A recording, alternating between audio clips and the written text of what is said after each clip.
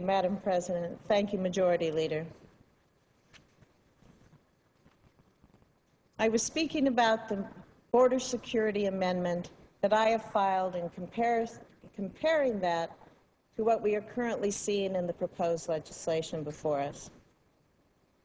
The amendment that I have filed provides needed oversight to ensure border security goals are being achieved and maintained in a timely fashion.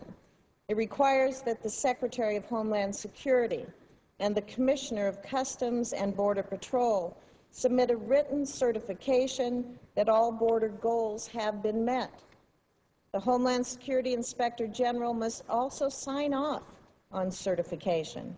And finally, congressional approval must be obtained.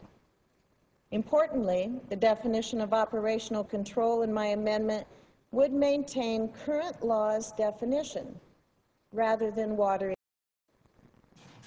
But my amendment hasn't received a vote, Madam President.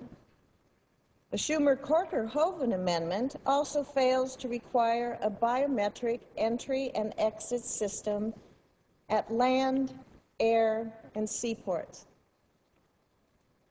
Instead, it simply provides a basic electronic screening system, and only at sea and airports, not land ports of entry. This is absolutely unacceptable, and it is remarkably weaker than the border security provisions in the 2006 and 2007 comprehensive immigration bills, which required implementation of a biometric entry-exit system. The border security amendment I filed implements a biometric entry-exit system at all points and ports of entry. But my amendment hasn't received a vote. Border security is a question of national security. It's not a position that can be watered down or compromised. The Schumer-Corker-Hoeven amendment does just that. We also need to make sure that we are being fiscally responsible. Last time I checked, we are still $17 trillion in debt. Yet this amendment throws $46.3 billion at border security with no plan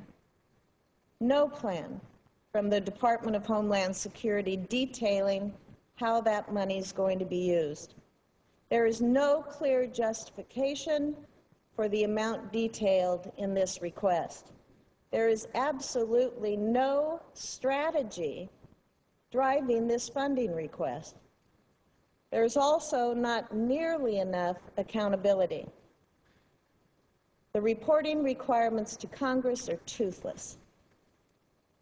I reject, and I suspect Nebraskans reject, the idea that massive amounts of spending alone are the solution to our border security problem.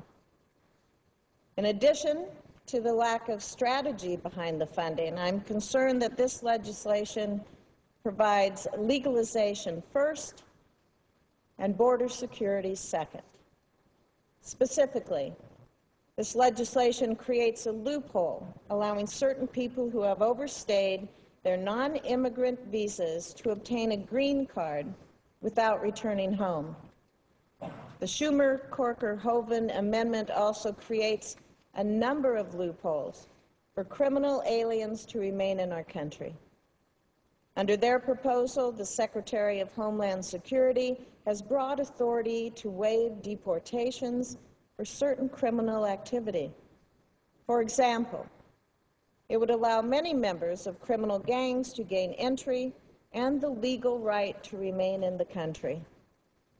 In a written statement, Immigration and Customs Enforcement Council President Chris Crane stated, and I quote, "The 1,200-page substitute bill before the Senate will provide instant legalization and a path to citizenship to gang members and other dangerous criminal aliens, and handcuff ICE officers from enforcing immigration laws in the future. It provides no means of effectively enforcing visa overstays, which account for almost half of the nation's illegal immigration crisis, close quote. The list of problems, Madam President, goes on. In short, this legislation and the Schumer-Corker-Hoeven amendment remains fatally flawed. The American people demand, and they deserve, a better policy. I'm committed to working on lasting solutions that will reform our immigration system once and for all. But let me be clear. I will not support legislation simply because it might be vogue or politically expedient or could ingratiate me with the Inside the Beltway Club. I vote for legislation if it is sound policy and if it will improve the lives of hardworking taxpayers and if it reflects Nebraskans. And this legislation, Madam President, has a long ways to go. Will the Senator yield for a question? Will the Senator yield for a question? Yes, I will. Have you ever been to the Arizona-Mexico border? I have been at the Texas border. At the Texas border? Yes. And may I ask when that was? That was in the early 2000s.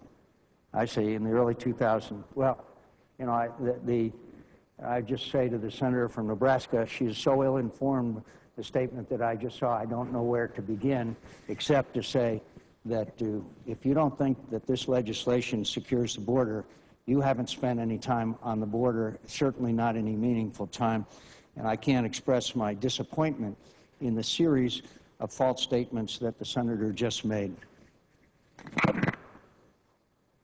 Madam President, if I may respond to that, I would say that I believe that my statement is correct. It reflects the values of my state. It reflects the values of those Americans, and it truly reflects their concerns with this piece of legislation that is before us now. Thank you, Madam President.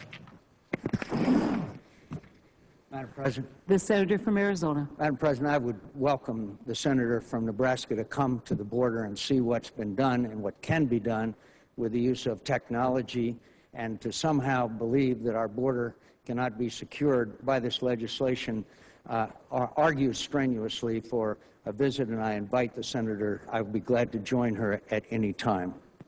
I yield. Madam President. The senator from Nebraska.